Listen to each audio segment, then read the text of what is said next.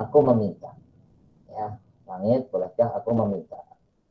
Bagaimana hukumnya berdoa kepada langit sebagaimana yang sedang ramai ya, ramai di jagat ya, medsos. Bagaimana hukumnya seorang dia ya berdoa atau meminta sesuatu kepada selain Allah? Langit kan selain Allah, langit itu makhluk. Saya ingin bertanya dulu kepada teman-teman ya sebelum kita memulai. Kan bisa jadi teman-teman punya perspektif atau punya pandangan yang apa namanya bisa dijadikan sebagai bahan untuk kita bahas pada malam hari ini. Mungkin saya mulai dari saya panggil sesuai dengan nama yang ada di apa tertera di ini ya. Mas Farhan. Ya, menurut jenengan ya kalimat sebagaimana yang ngetren di entah di Instagram atau di TikTok gitu ya.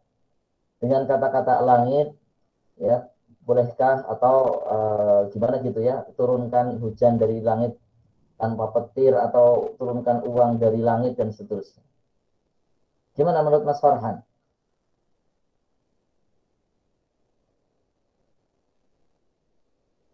Oh, mungkin sedang di kamar mandi ya. Ganti ke Mas Abdul Rafiq. Mungkin jangan Mas yang sudah standby, Insya Allah. Iya, baik Ustadz. Izin menjawab, tapi sebelumnya mohon maaf kalau jawaban saya ternyata tidak sesuai dengan kebenaran. Kalau Tidak menurut mengapa. saya, Tidak. ya baik Ustadz. Kalau menurut saya kalimat itu tuh mungkin keluar dari apa ya, dari perasaan puitis-puitis begitu Ustadz. Jadi kan kedengarannya kayak uh, estetik gitu. Estetik kan kalau mendengar istilah langit atau semesta kayak keren gitu. Jadi mungkin seperti itu Ustadz, tapi mengenai konsekuensinya saya sendiri belum begitu paham Ustadz. Baik, Masya Allah. Barakallahu fikum. Nah, itu adalah kalimat puitis ya. Kalimat puitis. Baik, sekarang dari yang akhwat coba Mbak Safira Az-Zahra.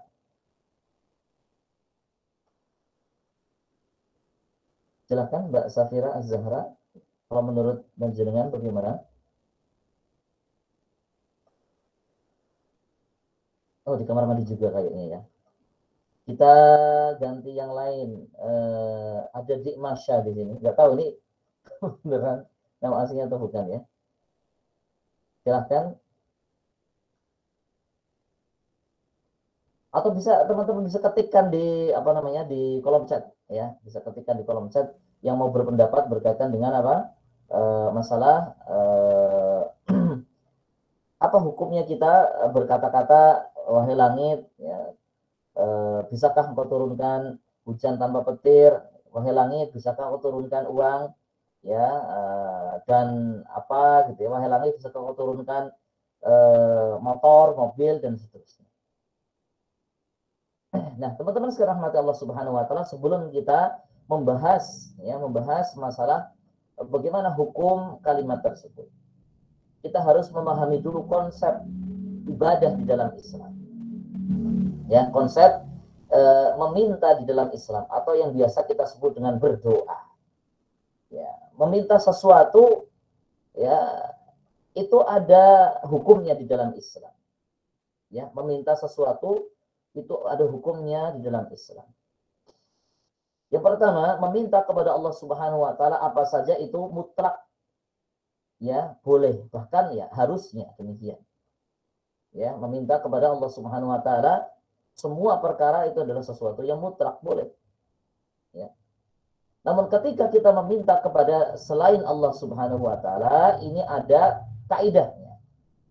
Ya, seseorang dia boleh meminta kepada selain Allah, ya, itu ya harus ya memenuhi kaidah-kaidah berikut ini. Yang pertama adalah ya, selain Allah tersebut yang dimintai dia adalah hadir. Hadir itu artinya apa? Ada di depan kita. Ya, ketika kita minta, contoh misalnya saya minta sama Mas Abdul Rafi tadi.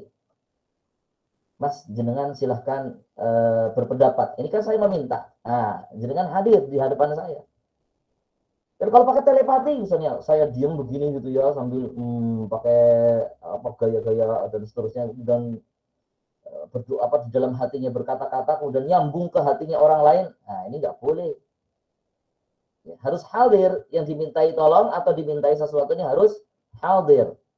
Tidak boleh ghaib. Ghaib itu artinya apa? Tidak sedang di hadapannya. Ya, tidak sedang di hadapannya. Di tempat yang lain dan kita tidak terhubung dengannya. Ya, kalau pakai HP ya statusnya hadir ya, meskipun dia apa menggunakan apa? Alat komunikasi. Yang kedua, setelah hadir apa? Dia mampu untuk mewujudkan apa yang kita minta. Dia mampu untuk mewujudkan apa yang kita minta. Sehingga kalau permintaan itu sesuatu yang tidak dimampui oleh orang tersebut, maka ini tidak boleh dilakukan. Bisa terjatuh kepada kesyirikan. Ya. Bisa terjatuh kepada kesyirikan. Contoh misalnya, Mas Abdul Rafi, tolong dong, saya diberikan jodoh, misalnya ya. Tolong saya diberikan jodoh yang cantik, tinggi, putih, dan seterusnya. Oh ya. Ya. Atau misalnya, Mas, saya minta tolong sekali. Saya diluluskan ujiannya. Ya. Oh ya, sini. Saya kasih pensil, direndam di air, dan seterusnya. Nah, gitu ya. Ya, ini sesuatu yang tidak mungkin dilakukan oleh seorang makhluk.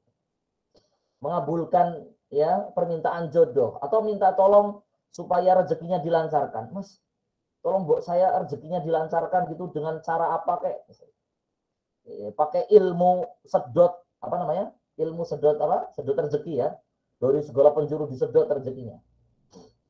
Nah, ini nggak boleh. Kenapa? Ini hanya kemampuan atau sesuatu yang bisa dilakukan oleh Allah, memberi rezeki, memberi jodoh, menghidupkan, mematikan. Itu adalah Allah Subhanahu wa taala yang mampu melakukannya. Maka tidak boleh kita meminta kepada makhluk. Ya. Nah, berarti apa? Syarat yang kedua, dia mampu untuk melakukan yang kita minta. Contoh misalnya, Mas tolong ambilkan bolpen, Mas tolong belikan geprek, Mas tolong carikan saya jajan, Mas tolong belikan saya ini, tolong bawakan itu, atau tolong ya ambilkan sesuatu. Nah, ini bisa dilakukan oleh makhluk, maka boleh kita meminta itu. Misalnya tadi yang sudah saya sebutkan. Ya, dia ada di hadapan kita, kemudian permintaan tolong yang kita minta itu sesuatu yang memang mampu dilakukan oleh orang tersebut. Ini syarat yang kedua. Ya, syarat yang kedua. Kemudian syarat yang ketiga adalah ya, dia yang pertama hadir, kemudian dia ini kemudian yang berikutnya adalah hidup. Tidak mati. Ya, harus hidup, tidak boleh mati. Ya, meskipun dia hadir, ada di depan kita, dan mungkin dia mampu melakukannya, tapi kalau dia mati, ya nggak boleh. Diminta tolong. Ya. Misalnya saya minta tolong sama Mbah Buyut saya sudah meninggal. Mbah Buyut tolong saya ambilkan duit atau ambilkan degan di pohon kelapa misalnya gitu ya. Tapi Mbak Bu saya sudah meninggal, nggak boleh. Tidak boleh dimintai tolong. Nah, itu syarat-syarat seorang boleh meminta tolong kepada makhluk. Nah, sekarang pertanyaan berikutnya. Ya, Ya, bolehkah kita berkata-kata ya hanya karena sekedar puitis kemudian menabrak ya kaidah, menabrak aturan ya, meminta kepada selain Allah Subhanahu wa taala tersebut. Kita katakan langit ya. Langit itu makhluk. Berarti apa? Berlaku kaidah tersebut. Ya. Pertama apa? Hadir. Ya, langit ada, ya, ada. Ya, langit ada di depan kita. Di atas kita. Yang kedua, apakah dia mampu mengabulkan apa yang kita inginkan? Menurunkan hujan, menurunkan duit, menurunkan rezeki, itu siapa sih yang mampu melakukannya? Nah, teman-teman, kita sebagai seorang muslim, kita meyakini bahwasannya yang mampu menurunkan hujan, mampu menurunkan rezeki itu hanya Allah Subhanahu wa Ta'ala. Tidak ada selainnya. Yang mampu mendatangkan hujan, mampu mendatangkan banjir, mampu menumbuhkan tanaman, mampu untuk menghijaukan suatu tempat yang tandus, mampu untuk menghidupkan yang mati, untuk mematikan yang hidup, itu Allah Subhanahu wa Ta'ala saja. Ya, maka syarat kedua tidak terpenuhi.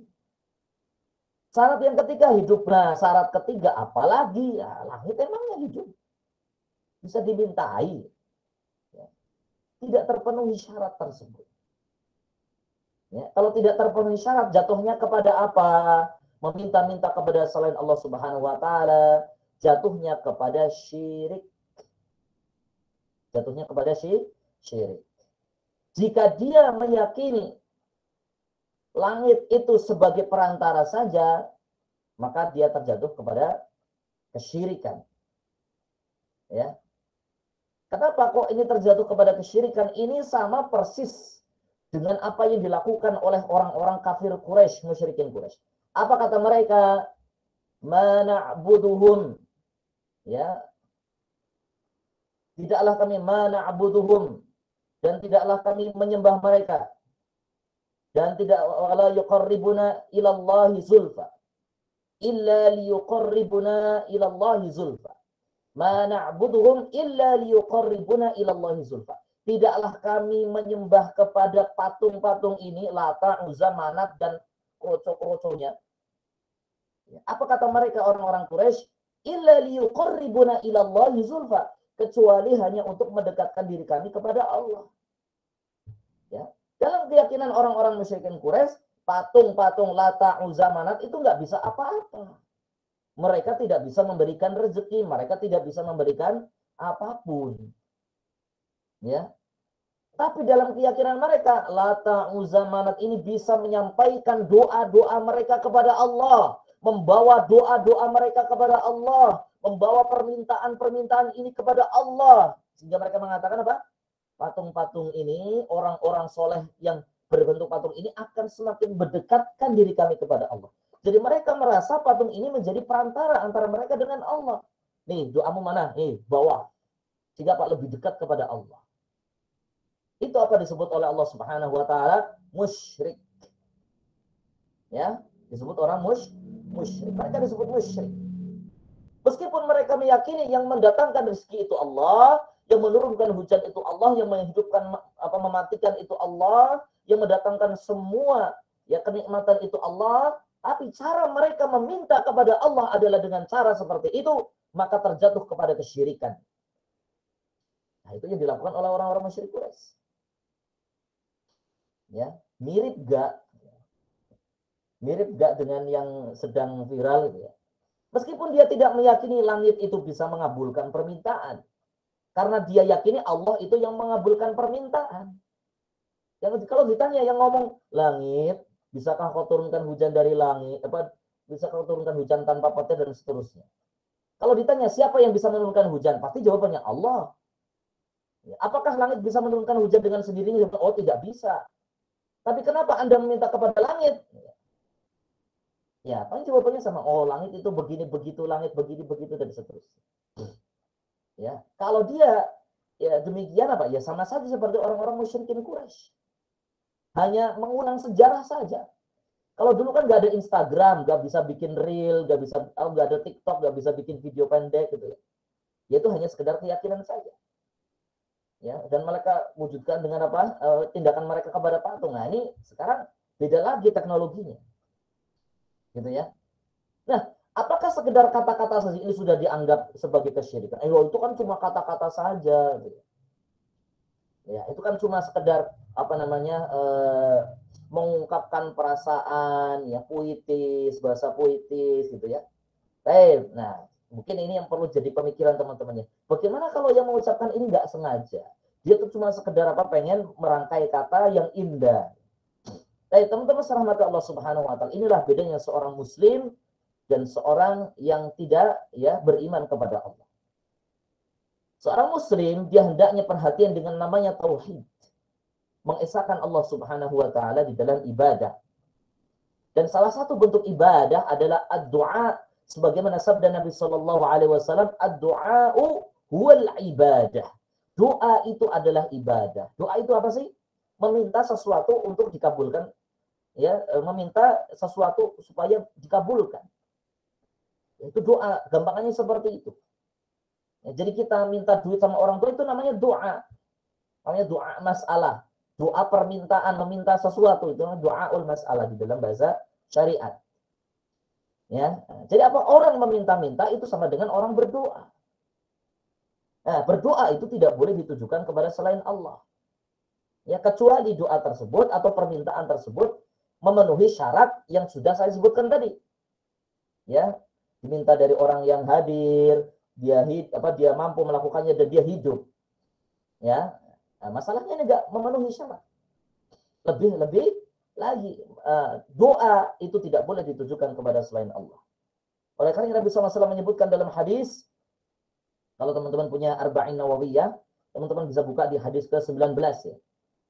Sebagaimana Nabi SAW bersabda kepada Ibnu Abbas ketika itu. Ibnu Abbas ketika masih muda. Nabi SAW mengatakan, "Ya gulam, inni u'allimuka kalimatin." Wahai anak muda.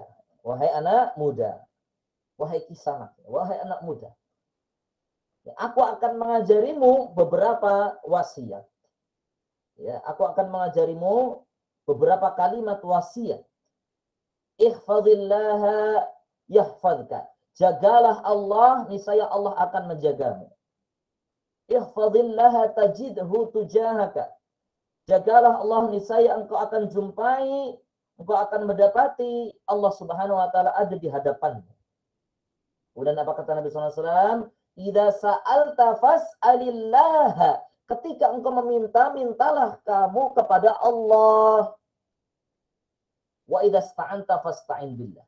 Dan jika engkau meminta pertolongan, minta pertolonganlah kepada Allah. Ini kaidah dalam syariat. Minta itu kepada Allah. Ya, meminta pertolongan kepada Allah.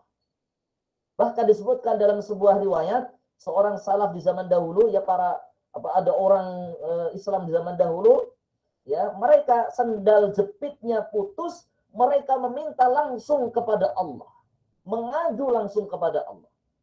Coba bayangin ya, teman-teman pernah nggak saldo rekeningnya habis, ya, tinggal dikit, ya, belum dikirim sama orang tua, ya, kemudian langsung ingatnya Allah, ya, langsung ingatnya Allah, bukan dikirim sama orang, tapi ingatnya Allah, ya Allah, berikanlah hamba rezeki. Ya Allah, mudahkanlah orang tua saya di dalam bekerja. Ya Allah, mudahkanlah orang tua saya di dalam mentransfer uang kepada saya. Jadi ingatnya Allah dulu, bukan ingatnya orang yang mentransfer kita. Pernah enggak?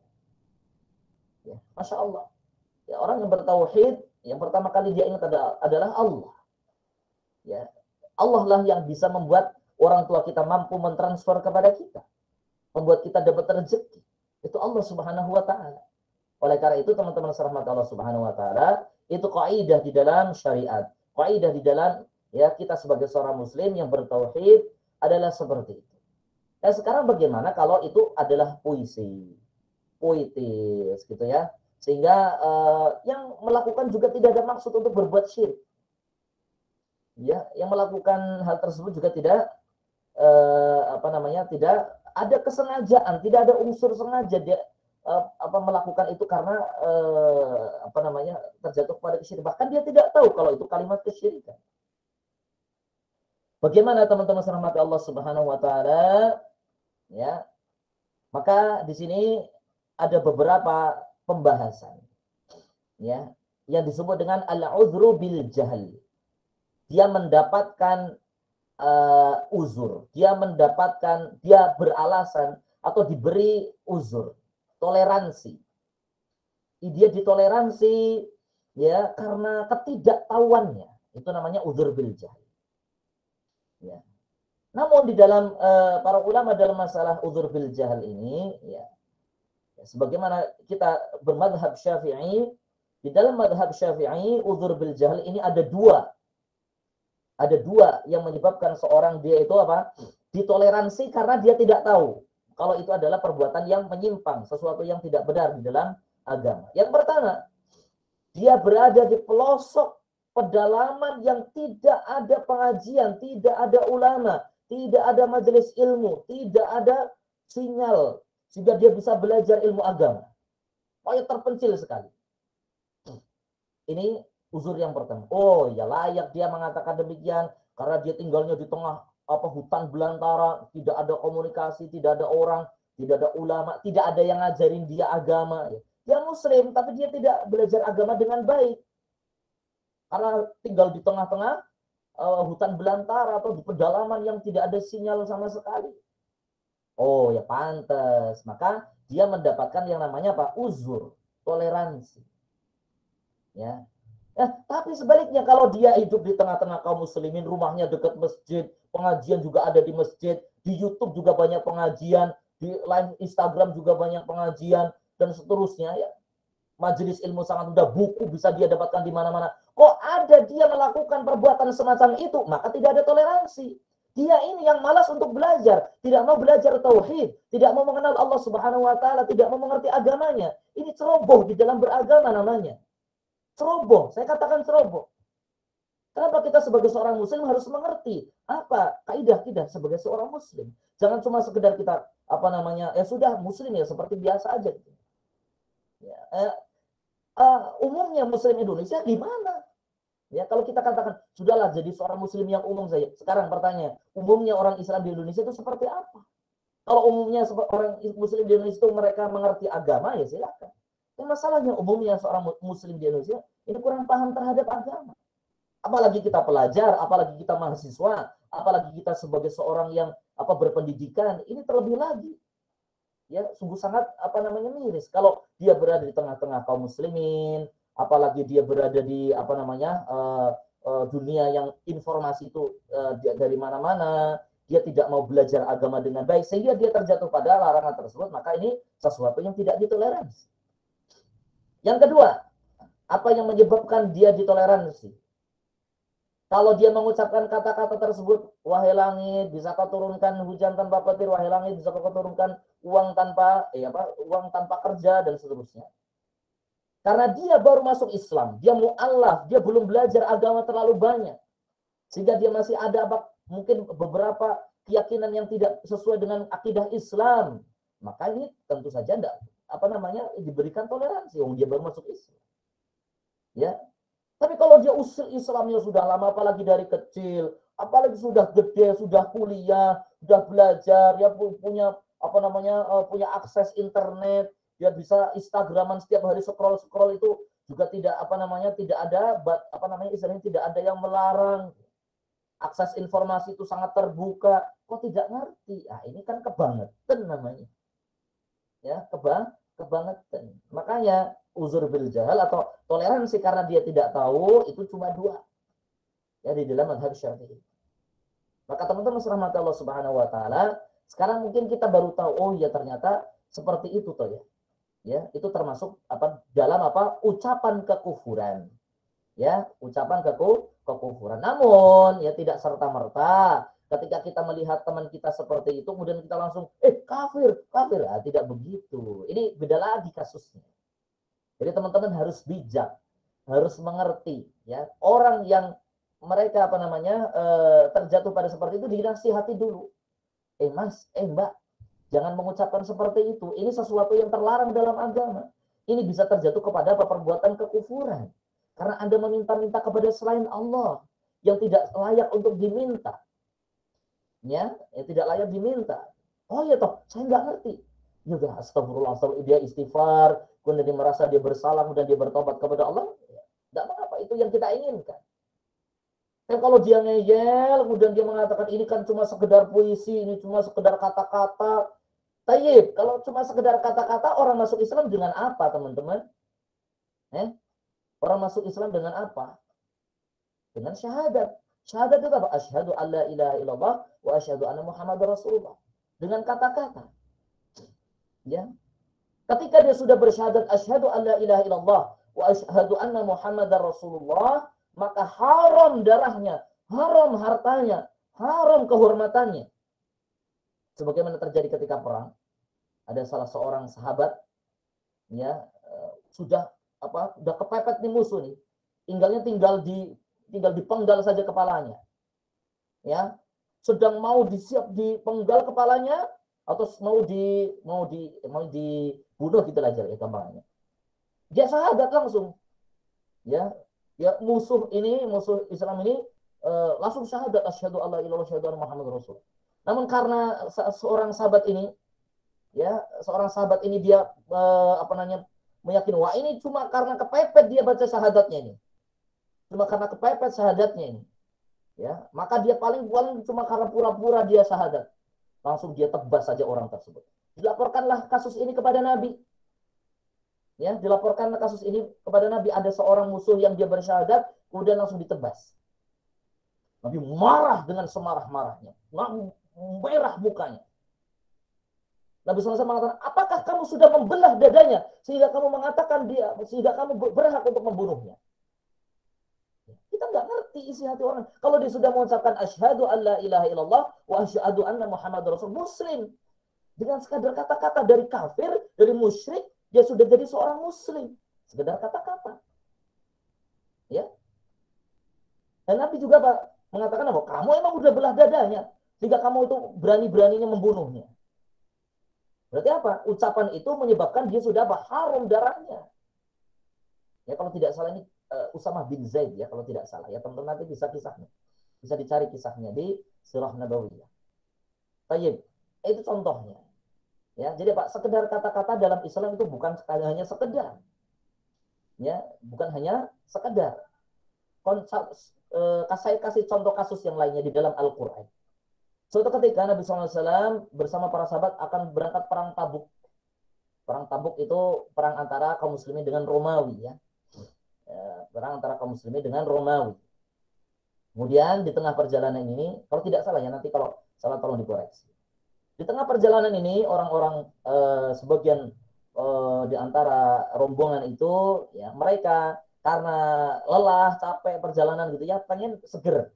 Kan bercanda gitu ya teman-teman kalau bepergian atau teman-teman safar gitu ya naik bis itu kan kadang sambil bercanda, sambil ngobrol supaya tidak ngantuk. Supaya tidak merasa capek. Sama. Mereka naik ini dari Madinah sampai ke Syam, di Tabuk. Tabuk itu dekat dengan Syam. Ya, jauh sekali. Dan dulu di padang pasir yang sangat panas. Ya, beda kalau jalan-jalan di Indonesia ya. Apalagi ada tempat berteduh. Ya, kalau di sana beda. Ya, maka mereka ngobrol, bercanda gitu ya. Namun yang digunakan untuk bercanda ini adalah apa? Ya, adalah syariat. Mereka katakan tidaklah pemimpin-pemimpin kita kecuali mereka adalah orang-orang yang suka makan, orang yang suka jabatan. Ya, mereka arghabu butunan, mereka cuma senang makan doang itu.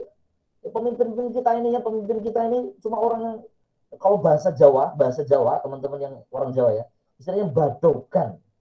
Ya, badokan itu senang makan. Ya. Kemudian ketawa-ketawalah mereka, tertawa. Emang tujuannya untuk menghibur diri supaya tidak capek, supaya tidak lelah. Tapi apa yang digunakan untuk bercanda adalah Nabi SAW dan para sahabatnya. Ya, karena pemimpin mereka siapa? Nabi dan para sahabat. Ya, bercanda dengan Nabi. Ya, mengolok-olok Nabi SAW dan para sahabatnya. Maka turunlah firman Allah Subhanahu Wa Taala kepada Nabi SAW.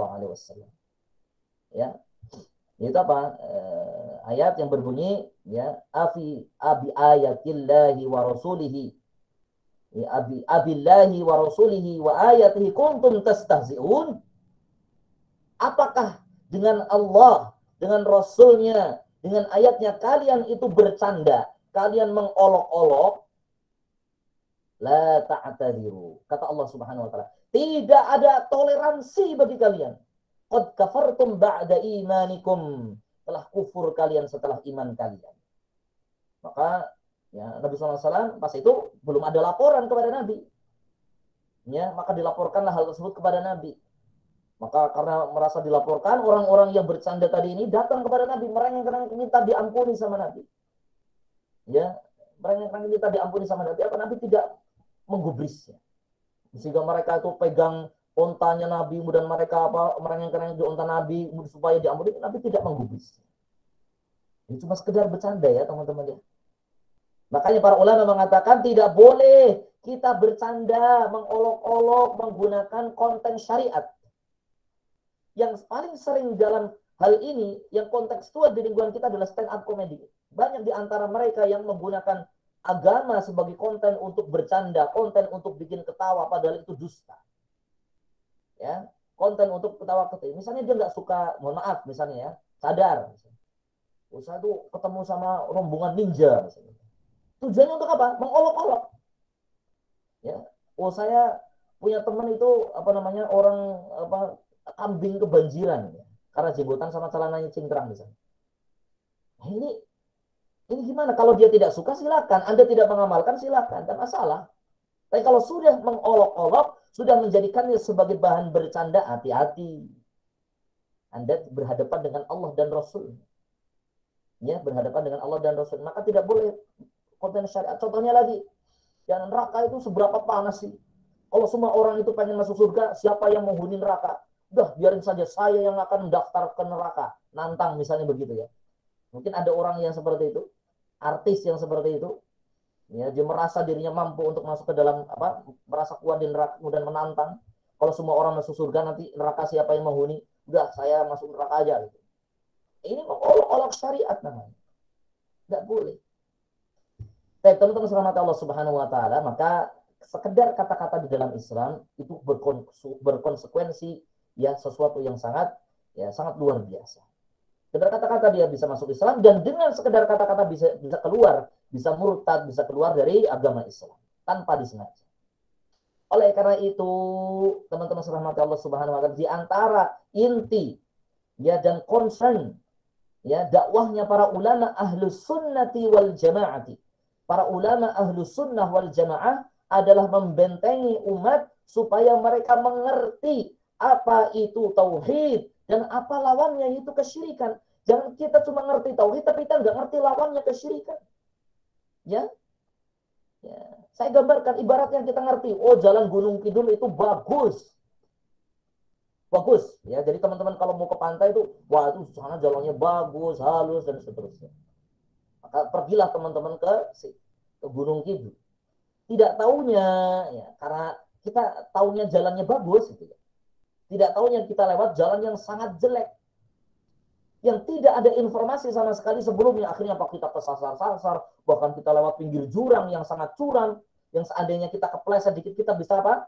Ya, kita bisa jatuh dan mungkin wallahu alam bisa meninggal. Kenapa kok kita bisa lewat jalan seperti itu? Karena kita tidak tahu. Coba kalau Anda tanya, coba kalau Anda tahu informasi kepada masyarakat, Pak, lewat sini jalannya bagus atau tidak, bukan hanya sekedar berita informasi dari kawan-kawan kita yang memang lewat jalan yang bagus. Ya, makanya ketika kita tahu bahwasanya jalan Gunung Kidul itu bagus, kita juga harus tahu mana jalan-jalan yang buruk supaya kita tidak melewatinya. Sama, ketika kita mengerti tauhid, mengerti mana ibadah, mana ketaatan, kita juga harus tahu apa yang bisa menyebabkan seorang terjatuh kepada kesyirikan. Yang bisa membatalkan ibadahnya, bisa membatalkan keislamannya, kita juga harus mengerti. Supaya kita terhindar, supaya kita tidak terjatuh dan melakukannya. Supaya apa? Supaya kita terhindar darinya. Bukan untuk melakukannya, bukan. Maka dari itu teman-teman, tidak hanya cukup kita belajar tauhid, tidak hanya cukup kita belajar bagaimana kita beragama yang baik, tidak hanya cukup kita bagaimana belajar taat kepada Allah, bagaimana ibadah, kita juga harus belajar bagaimana hal-hal yang bisa membatalkan ibadah kita, hal-hal yang bisa merusak agama kita, hal-hal yang bisa membatalkan keislaman kita. Kan bahaya sekali kita melakukan sesuatu yang bisa membatalkan keislaman, kita tidak ngerti, kita tidak paham. Baik, begitu teman-teman rahmat Allah Subhanahu wa taala, itu ya. Jadi teman-teman ya, konsekuensi dari ucapan tersebut adalah kekufuran. Ya, dia terjatuh kepada kesyirikan karena dia meminta kepada selain Allah. Ya, yang tidak layak untuk dimintai. Ya, tidak layak untuk dimintai. Namun bagaimana sikap kita kepada teman-teman kita yang pernah posting, yang pernah bikin seperti itu? Maka sikap kita adalah yang pertama, beri nasihat dengan yang hikmah. Berikan nasihat yang baik. Ya, mohon maaf ya teman-teman yang kemarin posting semacam itu, yang bikin reel di Instagram atau mereka posting di TikTok atau semacam itu di medsosnya misalnya, mohon maaf ya. Sekali lagi, kita sebagai seorang muslim harus mengerti hal-hal yang terlarang di dalam agama. Salah satunya adalah meminta-minta kepada selain Allah. Tidak boleh kita berdoa kepada selain Allah. Karena hanya Allah lah yang bisa mengabulkan doa. Ya, meskipun itu cuma puisi, tolong dihindari. Karena di dalam Islam itu sekedar kata-kata itu bukan sesuatu yang besar. Ya, meskipun itu sekedar kata-kata itu sangat besar di dalam Islam dampaknya. Ya, kita masuk Islam itu juga dengan syahadat. Seorang bisa keluar Islam juga bisa dengan kata-kata. Karena mengolok-olok syariat atau dia mengucapkan kata-kata kekufuran. Oleh karena itu teman-teman, ya, ayo kita semangat lagi untuk belajar, kita semangat lagi untuk belajar tauhid dan belajar kebalikan tauhid, yaitu kesyirikan dan hal-hal yang bisa membatalkan Islam, supaya kita terhindar, kita sebagai seorang muslim ini terhindar dari perbuatan-perbuatan yang bisa menyebabkan kita terjatuh pada ya kekufuran maupun sesuatu yang membatalkan keislaman. Begitu teman-teman ya. Jadi jangan langsung saya tadi malam habis pengajian. Ini termasuk kesyirikan ini. Oh, musyrik kamu nih kalau posting kayak gini. Oh, dasar musyrik. Nah, nggak begitu. Ini namanya nggak hikmah. Kan tujuan kita apa? Tujuan kita kasih nasihat supaya diterima ya. Supaya teman-teman kita sadar, teman-teman kita kembali memahami agama dengan baik. Bukan seperti itu. Jadi begini teman-teman ya, kadang kebenaran itu tidak diterima bukan karena kebenaran itu, tapi karena cara menyampaikannya yang nggak benar. Ini penting teman-teman ya. Jadi kita ngerti kebenaran, ya kita ngerti kebenaran, kita juga harus ngerti cara memberitahukannya, menyampaikannya juga harus benar, supaya apa? Kebenaran yang kita sampaikan diterima. Kan banyak orang ngeyel, banyak orang mereka nggak mau ya menolak kebenaran. Itu bukan karena kebenaran itu sendiri, dia tahu itu benar, tapi karena yang ngajak itu orangnya galak, orangnya itu sangar, kemudian bahasanya kasar, kemudian kata-katanya itu menyakitkan hati. Nah, itu kan jadi terima. Makanya apa? Nabi SAW diperintahkan oleh Allah, wajadilhum billati hiya ahsan. Ini kepada non-muslim ya. Nabi SAW diperintahkan oleh Allah Subhanahu Wa Taala untuk apa? Mendebat mereka orang-orang non-muslim, orang-orang musyrik, orang-orang kafir dengan apa? Billati hiya ahsan, dengan yang lebih baik. Dengan yang lebih baik apa? Berarti dengan bil hikmah. Ya, dengan hikmah, dengan apa? Billati hiya ahsan, dengan yang lebih baik. Mereka mencaci maki, mereka mengolok-olok, ya kita jangan. Kita ya pakai bahasa yang slow, kita pakai bahasa yang adem, pakai bahasa yang bijak. Gak perlulah kita ngolok-olok seperti mereka. Oh, mereka ngegas ya, kita nggak usah ngegas, capek ngegas, ya kita slow aja, santai aja, kan sama saja. Ya, sama saja yang kita sampaikan. Kalau mereka terima, alhamdulillah. Mereka tidak terima juga tidak mengapa. Kita sudah terbebas dari kewajiban. Begitu ya teman-teman ya. Jadi antara kebenaran dan cara menyampaikannya itu harus benar, supaya kebenaran yang kita ketahui, kebenaran yang kita yakini, dan kebenaran yang sebenarnya itu bisa diterima oleh orang lain. Jadi bukan sembarangan, ini harus disampaikan, kamu terima tidak terima, ini syirik, ini bisa kafir, kamu kalau tidak mau manut kafir kamu, neraka kamu, jahanam kamu. Waduh, bahaya kayak gini ya. Jadi teman-teman begitu ya. Jadi kalau misalnya ada teman kita melakukan seperti itu, coba personal approach dulu, pendekatan personal dulu. Kamu posting kayak gini, ngerti nggak sih maksudnya gitu ya? Kamu posting kayak gini, tahu nggak kalau doa kepada selain Allah itu sebenarnya nggak boleh gitu ya? Ditanya dulu. Jangan main seruduk aja, main sikat aja, ditanya dulu, tabayun bahasa kita ya. Istilahnya apa?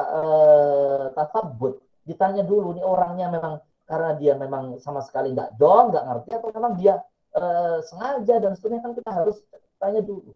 Dan jangan di kolom komentarnya, jangan. Ya, kalau dia di Instagram atau di mana kayak di DM. Ya teman-teman, ini sekali lagi sebagai penutup ya. Cara menasihati orang lain itu ada kaidahnya. Yang pertama, ya supaya nasihat kita lebih mudah diterima, senangkan dulu dia, puji dulu, disemangatin dulu gitu ya. Misalnya teman-teman kita melakukan posting semacam ini misalnya, atau posting langit dan seterusnya itu ya, kita kasih tahu Masya Allah, ya semoga Allah menjagamu, ya semoga Allah merahmatimu, semoga Allah berikan keberkahan kepadamu. Dek misalnya, atau misalnya ini kalau adik kelas kita ya, atau misalnya Mas, atau siapa kayak misalnya itu ya, kita sebagai seorang muslim kita harus menjaga akidah kita, ya basa-basi dulu, basa-basi yang bagus tadi, ya menjaga akidah. Salah satunya adalah jangan kita berdoa kepada selain Allah, meminta kepada selain Allah. Ini kayaknya ini real jenengan atau postingan jenengan ini nyerempet-nyerempet kayak meminta kepada selain Allah. Ini jenengan paham nggak itu? Ya Anda paham nggak? Oh iya toh misalnya, ya nggak paham misalnya. Oh, saya baru tahu, saya baru sadar kalau itu ternyata nggak boleh. Oh ya sudah, iya Mas, nggak boleh. Kita harus yang meminta itu hanya kepada Allah, nggak boleh minta kepada makhluk. Oh iya, Masya Allah. Terima kasih ya sudah diingatkan. Gitu. Pasti ngerti. Kalau modelnya teman-teman kita agak ngeyelan, wah kita kasih ya apa namanya servis, kita kasih hadiah lah. Kita ajak makan bareng gitu ya. Nah, ini teman saya ini agak model ngeyelan ini agak sedikit angel gitu ya. Sudah kita ajak makan atau kita beliin makan geprek bareng. Udah makan sambil ngobrol. Ya kayaknya kemarin aku lihat postinganmu begini. Kamu nggak ngerti nggak sih kalau postingan kayak gini sebenarnya bermasalah di dalam agama kita gitu. Ayo toh. Nah, sosok itu kan cuma sekedar kata-kata. Masuklah ya sambil ngobrol, sambil makan kan enak. Jangan tiba-tiba datang dilabrak, kemudian apa disemprot dan dicaci maki, apalagi di kolom komentar dicecar gitu ya. Di komentarnya, tolong dong kamu ini sebagai apa namanya anggota KMFM gitu. Ya, anggota KMFM kamu ini sebagai apa namanya aktivis dakwah, kok kamu bodoh, nggak ngerti masalah kayak gini dan seterusnya. Jangan. Malah justru nanti apa dia apa denying ya. Malah justru apa denial, dia malah jadi menolak. Maka nasihati dengan apa? Cara diberi apa? Disenangin dulu. Kemudian apa? Sembunyi-sembunyi. Yang kedua, di DM ya, jangan di muka umum. Ya, di DM, Mas tolong dong. Ini kayaknya postingannya bermasalah, supaya tidak di-share ya, dihapus saja. Ya, atau ada basa-basi dulu. Kemudian dapat minta tolong dihapus. Oh iya, saya nggak nyadar, saya nggak ngerti dan seterusnya. Jadi apa? Senengin dulu, habis itu apa? Beri nasihat dengan cara sembunyi-sembunyi, dengan cara apa namanya berdua.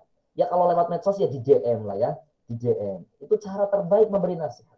Bukan di kolom komentar. Sekali lagi teman-teman ya, bukan di kolom komentar. Supaya apa? Supaya nasihat kita diterima.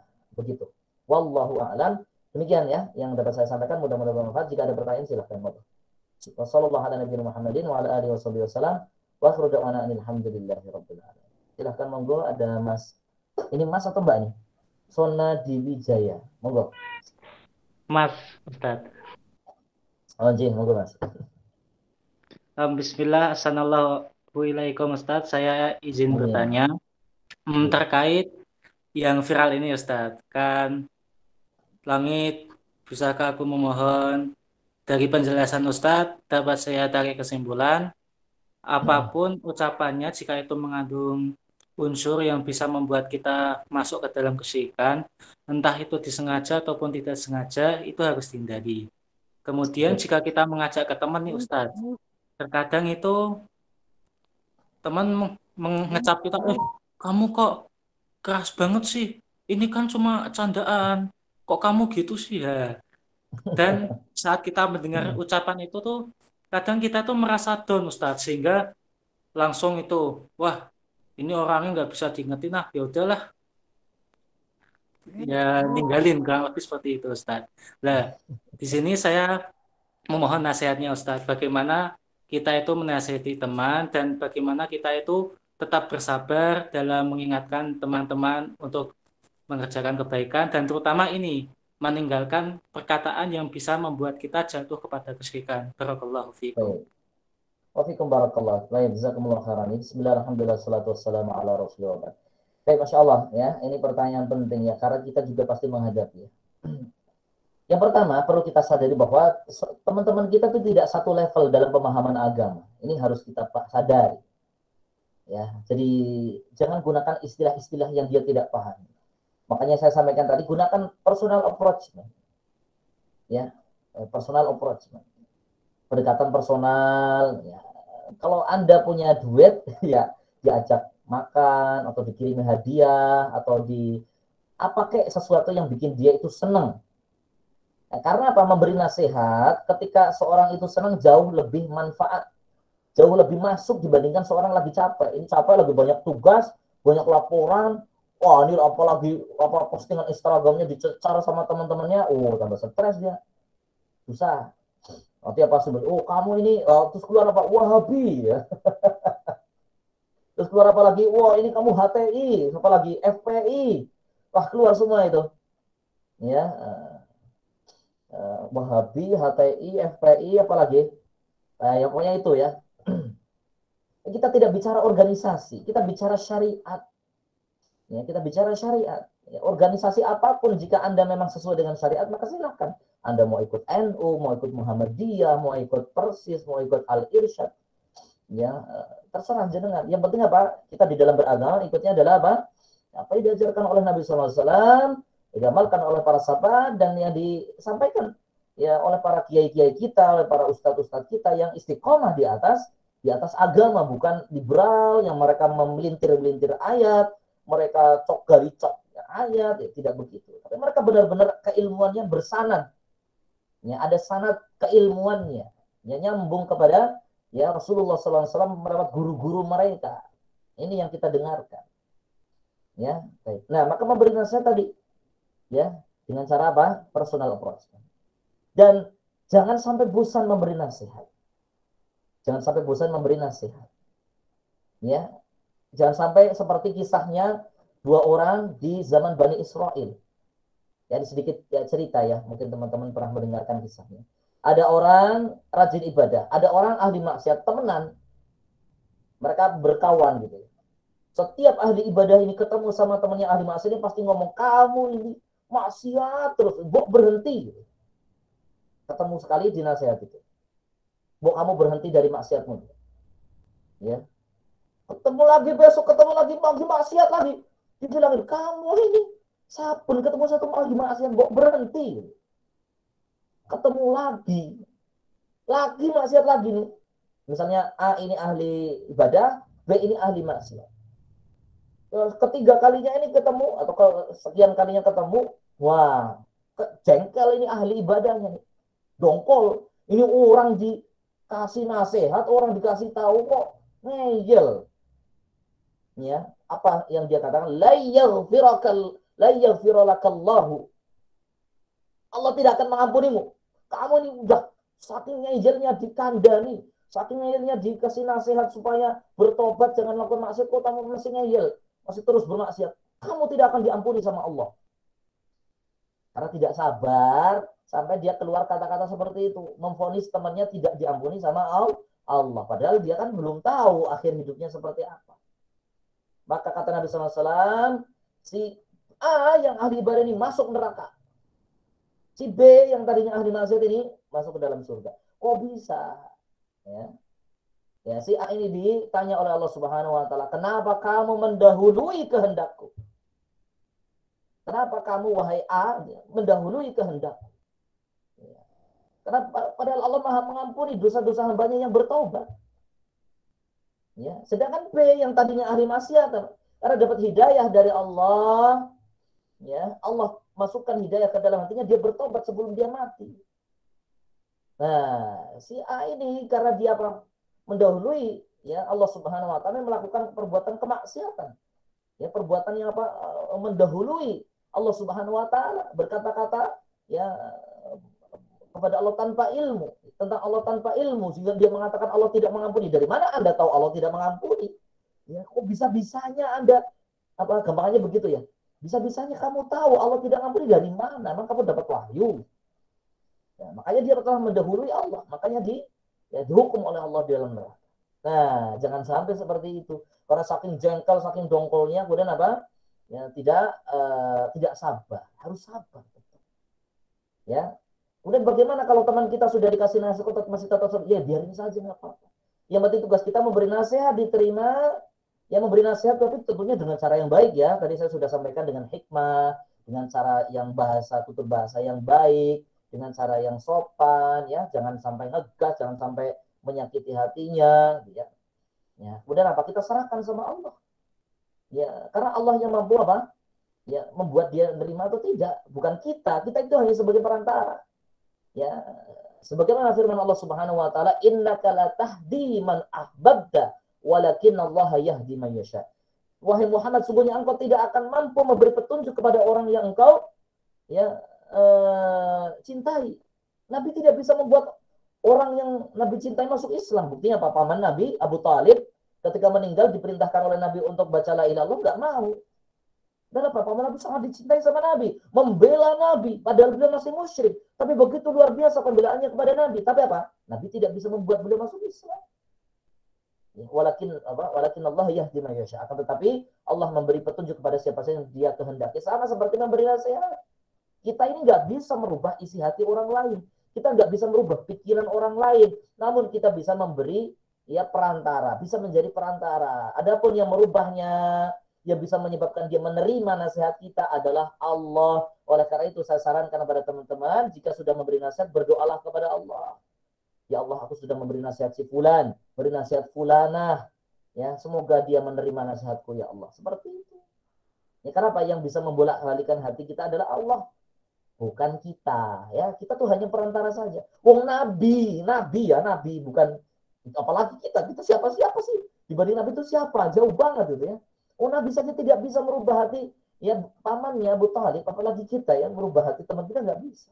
Allah yang mampu. Maka berdoalah kepada Allah. Makanya Allah katakan kepada Nabi, fa idza azamta fatawakkal 'ala Allah. Kalau sudah bertekad untuk berdakwah, bertekad untuk mengajak kepada dakwah ya, maka bertawakallah kepada Allah. Habis itu tawakal, serahkan, pasrah sama Allah. Ya Allah, terserah Engkau ya Allah, dia mau terima atau tidak terima, Engkau yang menentukan ya Allah. Begitu. Sehingga kalau nasihat kita tidak diterima, kita nggak dongkol, kita nggak capek. Dia nggak mau terima nasihat saya sih. Wah, males ketemu dia. Jangan seperti itu.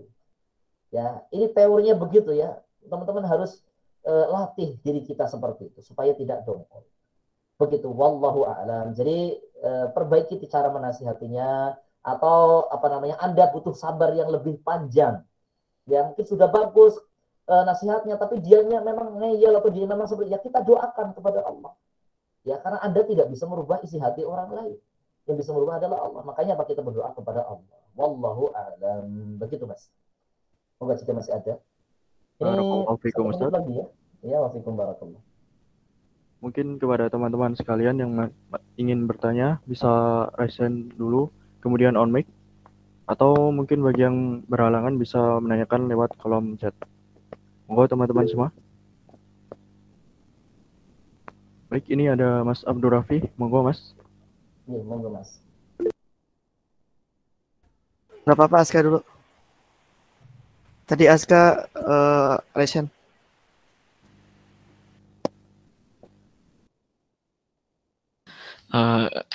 Nggak apa-apa, saya duluan nih, Kak.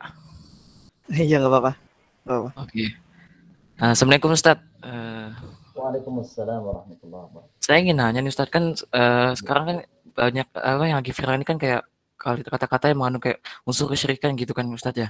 Nah, saya pengen nanya ke Ustadz masalah ininya, Ustadz, lebih ke masalah kaum umat muslimin, masalah kaum umat muslimnya itu, Ustadz. Jadi kalau yang kita tahu kan ya, Ustadz ya, kalau misalnya ada yang viral dikit tuh kaum umat muslim tuh kayak ikut-ikutan gitu, Ustadz. Nah, menurut Ustadz tuh pendapatnya kayak gimana tuh, Ustadz? Terima kasih, Ustadz. Bismillahirrahmanirrahim. Naam, jazakumullah khairan. Bismillahirrahmanirrahim. Alhamdulillah, salatu wassalamu ala Rasulullah ba'd.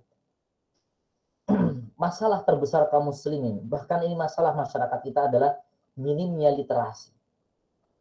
Literasi dalam hal agama, dalam hal kesehatan. Covid aja itu begitu ya, teman-teman pasti paham ya. Apalagi dalam masalah agama, ini harus ada literasi, harus ngerti ilmu. Makanya masyarakat kita ya, itu masih sangat minim ilmu agamanya. Sehingga latah itu ikut-ikutan gitu ya. Sehingga latah ketika ada viral ikut tanpa memikirkan dengan ilmu. Ya, saya termasuk yang menjadi pemerhati ya. memperhatikan ketika ada postingan seperti itu, di kolom komentarnya ada beberapa mereka yang paham, alhamdulillah. Ya, ada beberapa mereka yang paham dan banyak yang mendukung. Masya Allah, ada sudah banyak mulai yang paham, sudah mulai yang paham. Cuma porsinya masih sedikit, 10%. Itulah kenapa teman-teman, ini yang muda-muda itu ya, jadilah pelopor. Galakkan majelis ilmu, galakkan pengajian-pengajian. Kalau KMFM atau keluarga muslim ya ini memiliki desa binaan, kita coba di desa binaan kita. Kalau kita tidak mampu sendiri, bisa kita menggunakan para asatidzah. Ya, misalnya pada acara Idul Adha atau menjelang Idul Adha, atau teman-teman punya bakti sosial, sebelum bakti sosial itu diisi pengajian misalnya, supaya masyarakat juga mengerti. Ya, kalau masyarakat kampung mungkin nggak gitu bermasalah ya, karena mereka nggak ada viral-viralan begitu. Cuman kan sekarang HP sudah masuk kampung, jadi ikut-ikutan aja. Nah sekarang kalau yang jadi masalah adalah mahasiswa, teman-teman kita ini, makanya literasi ditingkatkan, teman-teman disadarkan. Ya, dakwah itu tidak harus dengan ceramah, teman-teman bisa bikin poster, apa itu kalau posternya banyak namanya carousel ya, apa sih? Saya lupa namanya. Ya carousel atau apa. Jadi teman-teman bikin postingan misalnya teman-teman di KMFM ini punya semacam medsos gitu ya, nanti bisa dipakai untuk ya posting-posting semacam ini ya, bisa dipakai untuk posting hal-hal yang bermanfaat yang berupa edukatif, ditujukan kepada teman-teman ya mahasiswa. Ya, nanti di-share teman-teman, digalakkan ini satu keluarga muslim disuruh nge-share misalnya, biar ikut viral juga, balasannya juga viral. Ya, kalau ini sesuatu yang bermasalah juga bisa viral, kalau bisa viralkan juga. Ya, teman-teman, maka boleh memviralkan diri dalam rangka untuk membenarkan sesuatu yang keliru, enggak apa-apa. Ya, tapi kalau misalnya enggak viral-viral ya enggak apa-apa, yang penting kita ada usaha memperbaiki. Ya, jadi kondisi masyarakat kita memang sangat minim literasi. Ya, apalagi masyarakat, ya, apalagi yang awam gitu ya. Kita yang kita yang mahasiswa, meskipun saya sudah lulus ya, kita yang mahasiswa atau kita yang dari kalangan intelektual atau cendekiawan, itu saja kita masih kurang. Ya, oleh karena itu kita harus tingkatkan, belajar. Makanya cara paling mudah untuk menghilangkan kebodohan itu dengan belajar. Ngaji kalau untuk ilmu agama. Sehingga hilang, mulai tersingkap, kemudian hal-hal yang tidak kita ketahui, ternyata saya nggak tahu, karena saya tidak mau belajar. Teman-teman juga sama, ilmu-ilmu yang teman-teman pelajari kan tadinya nggak ngerti, setelah belajar jadi ngerti. Ya sama, ilmu agama juga begitu. Bukannya nggak ada, bukannya nggak dibahas, kita saja yang nggak belajar gitu ya. Jadi kita maklum dengan kondisi masyarakat yang kurang literasi, tapi kita juga ada usaha apa? Misalnya teman-teman dari KMFM misalnya bikin semacam video pendek atau bikin postingan gitu ya, atau bikin tulisan status di Facebook atau Instagram atau medsos yang lainnya untuk mengkonter disertai dengan cara yang bijak, bahasa yang bijak tentunya ya, bahasa yang hikmah, tidak ngegas, tidak langsung tas main sikat sana sini, tidak, kan bahasa yang baik. Ya, mungkin pakai judul yang kontroversial gitu ya. Apa salahnya minta sama langit? Nah, ya, tanda tanya, kemudian bawahnya penjelasan berkaitan nggak boleh. Kan bisa seperti itu ya. Bikin clickbait namanya. Clickbait, nah, teman-teman nanti bisa bikin semacam itu. Ya itu contoh saja. Teman-teman lebih kreatif insya Allah yang anak muda. Yang saya sudah tua ini lebih susah untuk kreatif ya. Jadi teman-teman yang muda-muda ini tentunya lebih bisa kreatif ya, wallahu a'lam. Terus satu lagi silakan kalau masih ada. Barakallahu fikum Ustadz. Ya, Ini ada satu pertanyaan lagi dari kolom chat. Dari Mas Guntur Setia. Pertanyaannya, melihat fenomena di akhir zaman ini, banyak muncul orang Islam yang justru menyudutkan Islam sendiri. Contohnya seperti buzzer dan bahkan pejabat yang mengaku Islam tapi bertolak belakang dengan kebijakannya. Bagaimana Ustaz cara kita menghadapi fenomena tersebut? Barakallahu fiik. Baik, wafikum barakallah. Mas, ini bukan fenomena akhir zaman. Ini di zaman Nabi juga ada. Zaman Nabi udah ada orang-orang munafik, itu sudah ada. Jadi jangan kaget. Ya, di sekitar Nabi itu banyak sekali orang-orang munafik. Mereka kalau di depan Nabi itu waduh gitu ya, luar biasa. Tapi di belakang Nabi mereka mengolok-olok Nabi, kemudian menggembosi kaum muslimin. Ya, mereka menentang kaum muslimin, bahkan di suatu saat mereka malah ingin berkoalisi dengan orang-orang musyrik untuk menyerang Nabi. Ya, ini lebih parah lagi. Ya, lebih parah lagi. Orang-orang munafik itu memang ada dari zaman Nabi. Ya, dari zaman Nabi. Jadi gak usah khawatir. Terus bagaimana sikap kita? Sikap kita adalah berpegang teguhlah dengan agama Allah. Ya, berpegang teguhlah dengan agama Allah, belajar agama yang baik supaya tidak terombang-ambing oleh syubhat-syubhat mereka, oleh pemikiran-pemikiran mereka yang sesat, pemikiran-pemikiran mereka yang menyesatkan. Karena bisa jadi apa? Logika kita itu gak nyampe, kemudian apa dibanting dengan logika-logika mereka yang ngawur. Karena kita tidak punya basic agama, kita tidak punya landasan ilmu agama, akhirnya apa? Terlena, terhanyut dengan apa? Pemikiran-pemikiran mereka. Kalau kita punya landasan akidah, kita punya pemahaman akidah yang baik, ya, insya Allah apa kita akan bisa mempertahankan diri kita, menjaga diri kita dari syubhat-syubhat mereka. Nah, itu yang bisa kita lakukan. Dan para sahabat juga begitu ketika menghadapi orang munafik. Ya, mereka ngaji kepada Nabi, mereka belajar kepada Nabi supaya mereka tidak terpengaruhi oleh hasutan-hasutan orang munafik. Yang menyebarkan hoax di zaman Nabi juga sudah ada. Apa hoax? Oleh gede zaman Nabi, Ibu Aisyah berzina. Udah ada hoax di zaman Nabi. Bayangin, ya, ibaratnya sekarang ada mengatakan istrinya Pak Jokowi berzina. Wow, bayangin. Ya, enggak, bang, belum ada zaman sekarang gitu ya. Di zaman Nabi sudah ada. Ya, menuduh istri Nabi berzina. Ya, yang disebut dengan hadithul ifki. Wah, itu bahkan orang-orang Islam ada terpengaruh. Bahkan saudaranya Abu Bakar itu ada yang terpengaruh. Ya, sampai sahabat Abu Bakar itu mengambil sikap, saya nggak mau ngurus kamu lagi gara-gara kamu itu apa menuduh anak saya apa berzina. Namun apa? Itu keliru ya, dibenarkan oleh Allah Subhanahu wa taala, dikoreksi oleh Allah Subhanahu wa taala supaya apa tidak melakukan itu Abu Bakar. Nah, itu sudah ada hoax, orang munafik, orang menjilat, itu sudah ada di zaman Nabi. Kita yang belum baca sejarah saja. Coba teman-teman baca buku sirah Nabi, sejarah orang Nabi, itu sudah ada.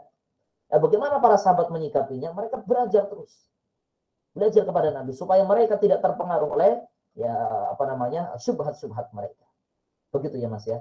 Jadi buzzer ya, apalagi ya, Mas, macam-macam itu ya memang fenomena akhir zaman, tapi itu sudah ada di zaman. Mungkin modelnya saja yang berbeda. Sekarang kan ada medsos. Mereka mendengungkan itu di medsos, mereka memutarbalikkan fakta di medsos. Mereka mengobrak-abrik berita di medsos, mereka mencela, mencaci maki di medsos, mereka mencaci maki Islam itu di medsos. Tapi kalau mereka ketemu sama kiai, mana berani mereka? Nggak berani. Ketemu sama Pak Ma'ruf Amin, mana berani mereka? Itu cuma di belakang saja, sama seperti orang munafik. Begitu ya teman-teman ya. Cuma ya jangan teman-teman langsung kalau ada orang cuma ikut-ikutan langsung jangan dituduh munafik. Munafik kamu, jangan begitu. Ya, kita lihat track recordnya. Oh, dia memang ini orang suka ikut-ikutan aja nih. Ya harus tarik, diseret supaya dia jangan tersesat. Ayo kembali sini, balik-balik, jangan ikutan jadi buzzer. Ayo sini, belajar ilmu agama yang baik, belajar tauhid, belajar akidah, belajar Islam yang baik, begitu ya. Begitu ya. Wallahu a'lam. Jadi teman-teman ya jangan kaget ya. Jangan kaget, itu sesuatu yang sudah ini. Jadi kalau kita belajar Islam dengan baik, belajar ilmu-ilmu Islam, belajar sejarah, belajar sirah, kita pasti akan mengambil ibrah. Kita bisa mengambil sikap sebagaimana para sahabat mengambil sikap ketika menghadapi orang-orang yang merongrong Islam dari dalam seperti itu. Ya kita perdalam ilmu agama supaya jadi benteng yang kuat untuk ya diri kita. Wallahu a'lam. Mas Abdul Rafi tadi mau bertanya, silahkan Mas ya. Ini terakhir banget, ini terakhir banget ya. Ya baik, syukur Ustaz ya masih diberikan kesempatan, alhamdulillah. Dan Masya Allah ya tadi pertanyaannya sangat-sangat keren banget ya, sangat-sangat kritis sekali ya. Saya juga jadi agak minder pengen tanya. Tapi Ustadz, ini insya Allah pertanyaan yang benar-benar saya bingung sampai sekarang. Ya kembali lagi mengenai berdakwah Ustadz, mirip seperti pertanyaan yang pertama tapi bertolak belakang. Kalau pertanyaan pertama kan membahas mengenai kita itu keras gitu dalam berdakwah. Kalau saya bingungnya itu apakah kita perlu lembut, tapi lembut itu dalam artian kita itu ikut dengan mereka gitu. Seperti contoh, ada berdakwah dengan bermain, sambil bermain bareng gitu, bermain game, terus misalkan ikut ke warnet, misalkan gitu apa, terus misalkan ikut ke gym, ikut nongkrong apa, dan itu kita berdakwah seperti itu caranya. Saya sendiri merasakan ketidaknyamanan gitu Ustadz, karena saya sendiri meskipun kita berdakwah itu dalam rangka menyampaikan kebenaran kan, tapi belum tentu juga kita tuh kuat gitu akan goncangan-goncangan yang selama kita ikut dengan mereka begitu Ustadz. Lalu baiknya bagaimana Ustadz? Karena kan banyak yang bilang, oh kalau dakwah itu harus masuk, harus ikut gitu supaya kamu diterima gitu Ustadz. Ya mungkin sekian Ustadz. Syukran. Barakallahu fiik. Baik, masyaallah. Fiikum barakallah. Naam. هذا سؤال صعوبة ya. Ada soal صعوبة pertanyaan susah. Tapi bismillahirrahmanirrahim ya. Sebagaimana Nabi SAW berdakwah. Jadi Nabi itu disebut oleh Allah Subhanahu wa taala dengan apa? Uswatun hasanah. Ya. Laqad kana lakum fi Rasulillahi uswatun hasanatun liman kana yarjullaha wal yawmal akhir wa dzakarallaha katsiran.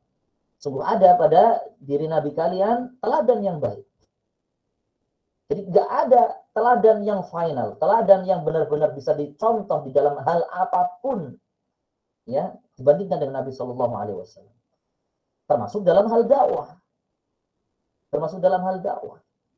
Dulu, ya, Nabi SAW pernah ditawarkan oleh orang-orang musyrik.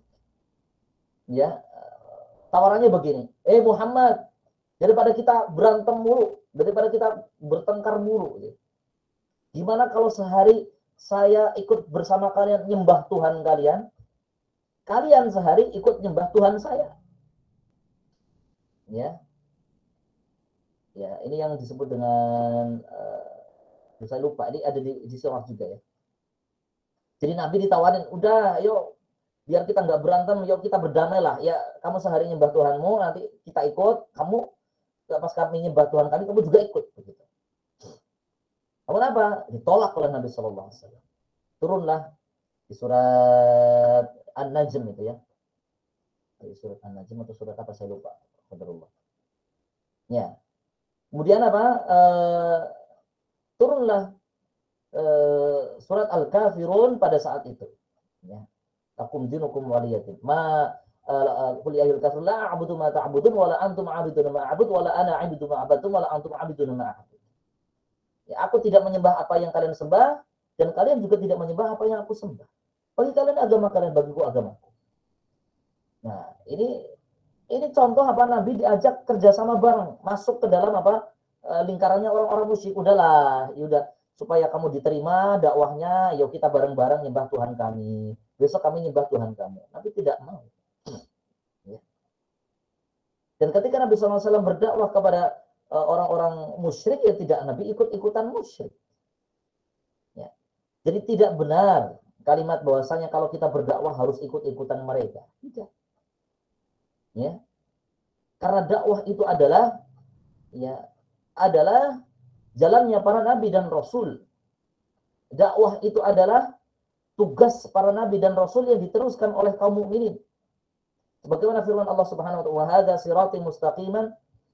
Ya, dan ini adalah jalanku yang lurus. Dan jalannya orang-orang beriman yang mengikutiku. Ya, yang mengikutiku. Sehingga apa? Orang-orang beriman yang mengikuti Nabi apa? Cara dakwahnya juga seperti Nabi. Ya. Ya, terus bagaimana? Apakah ketika teman-teman kita suka main game kita harus ikut nge-game supaya kita bisa berdakwah? Ya tidak seperti itu. Ya. Tidak harus ketika mereka main game. Ya, tidak harus ketika mereka main game. Bisa mereka ketika sudah main game mereka mungkin kita kumpulkan, ayo makan-makan bareng yuk. Atau kita nongkrong bareng. Ya, nongkrong makan sesuatu yang boleh dalam syariat. Ya, teman-teman misalnya cari modal dari donasi, misalnya teman-teman kalian bikin modal donasi. Udah dapat kita gunakan untuk apa? Mengajak orang-orang seperti ini. Ya, mereka yang biasa mohon maaf mungkin pacaran misalnya gitu. Atau mereka suka berduaan dengan perempuan. Tidak harus kita pacaran juga. Ya, supaya mendekati dia gitu ya. Kemudian sama gebetan kita kemudian deketin dia gitu. Enggak boleh pacaran loh. Kamu sama siapa aja? Ya, tidak begitu. Kita berada di luar itu, dan Nabi seperti itu dakwahnya. Ya, jadi bukan halangan seorang ketika dia menyampaikan kebenaran, ya, ketika dia berada di luar lingkaran orang tersebut. Sesuatu apa? Nabi SAW melakukan hal tersebut dan Nabi diterima. Alhamdulillah, biiznillah. Karena apa? Caranya yang baik, bahasanya yang baik, metodenya, caranya. Itulah pentingnya kita belajar namanya fiqhud dakwah. Teman-teman bisa cari bukunya namanya fikih dakwah. Ya, supaya kita mengerti koridor-koridornya, batasan-batasannya. Ada tulisannya Syekh Muhammad Zaidan atau siapa saya lupa namanya. Itu namanya ada fiqhud dakwah. Ada mungkin terjemahnya bahasa Indonesia kali ya. Nanti bisa teman-teman cari fikih dakwah. Bisa dicari supaya kita mengerti ya gimana cara bikin merangkai kata dan seterusnya. Ini sudah belandrang seperempat jam, mungkin itu saja Mas ya. Jadi kita perlu perdalam bagaimana cara berdakwah. Bukan kita malah mereka-reka yang bisa berdakwah malah jadinya malah kita melawan syariat. Jadinya kita malah dengan cara-cara yang tidak dibenarkan oleh syariat kan, jadi malah harusnya berdakwah malah jadi apa? Ya kalau Anda tidak keseret ikut main game, kalau malah keseret, waduh bahaya ini. Malah jadi ikut-ikutan jadi gamer nanti ya. Ya kalau main game sebenarnya tidak masalah secara hukum asal, main game itu kan mubah ya, refreshing. Tapi kalau sudah jadi toksik ya udah udah mendarah daging dan dia nggak bisa menilbahkan sholatnya juga jadi masa bodoh, ini baru bermasalah. Nah jangan seperti itu, nanti malah jadi ikut-ikutan. Oh ikut senang, waduh enak juga nge-game ya. Udah nge-game aja gitu daripada dakwah malah jadi tujuan utamanya nggak kena. Jadi seperti itu ya. Wallah demikian teman-teman. Mohon maaf ini beladang dikit ya. Saya pengennya malah cuma 20 menit tadi tapi kok sekali. Ya nggak apa-apa ya, mudah-mudahan bermanfaat dan semoga yang sedikit ini bisa memberikan semangat kepada teman-teman untuk terus belajar ilmu agama. Jangan berhenti belajar ilmu agama. Karena kata Allah Subhanahu wa taala, wa'bud rabbaka hatta ya'tiyakal yaqin. Sembahlah Allah ya sampai datanglah al-yaqin ay al-maut, itu kematian. Jadi kita belajar ilmu agama adalah ibadah karena perintahkan Nabi talabul ilmi fardhah. Belajar ilmu agama itu wajib. Maka kewajiban adalah ibadah itu sampai mati. Bukan sampai kita selesai kuliah. Habis itu kita nggak belajar, tapi kita sampai mati. Demikian saya cukupkan naktafi bihadzal qadar. Sallallahu ala nabiyina Muhammadin wa ala alihi wasallam. Wa akhiru da'wana alhamdulillahi rabbil alamin. Subhanaka Allahumma wa bihamdika asyhadu an la ilaha illa anta astaghfiruka wa atubu ilaik. Saya izin pamit. Demikian. Assalamualaikum warahmatullahi wabarakatuh. Waalaikumsalam warahmatullahi wabarakatuh. Jazakallahu khairan Ustaz. Baik, jadi tadi merupakan penutup dari kajian kita dan dapat kita ambil kesimpulan bahwa dalam beragama ini kita harus berhati-hati, baik itu dalam perbuatan maupun ucapan kita. Semuanya itu harus berdasarkan dalil yang jelas dan berpedoman kepada Al-Quran dan Sunnah. Kemudian kita juga harus belajar dan memahami sungguh-sungguh apa itu tauhid dan serta lawannya, yaitu kesyirikan. Dan kita juga harus senantiasa belajar dan terus belajar sebagai generasi muda dan tetap giat mendakwakannya kepada masyarakat luas, kepada teman-teman kita, kepada keluarga kita. Dan semoga kita diberikan keteguhan hati dan iman oleh Allah Subhanahu wa taala supaya kita tetap teguh menjalankan dakwah ini dan meluruskan niat kita. Amin. Amin. Alhamdulillah telah selesai acara kajian ngelapak kita pada malam hari ini. Semoga apa yang disampaikan Al-Ustaz Hasyim Ikhwanuddin Hafizahullah Ta'ala dapat memberikan manfaat kepada kita semua ke depannya. Saya Rino selaku moderator memohon maaf jika terdapat banyak kesalahan dan kekurangan. Subhanakallahumma wa bihamdika asyhadu an la ilaha illa anta astaghfiruka wa atubu ilaik. Jazakumullahu khairan. Wassalamualaikum warahmatullahi wabarakatuh. Waalaikumsalam warahmatullahi wabarakatuh. Syukran jazakallahu khairan Ustaz. Jazakumullah khairan panitia dan Ustaz. Mantap Dur. Alhamdulillahirabbil alamin. Mantap Masya Rino. Allah, Masya Allah. Moderator ya tadi Rino. Mantap. Matiin lah Masya Allah, rekornya. Ustaz. Iya, Mas. Matilah rekornya Dur. Gimana, Ustaz?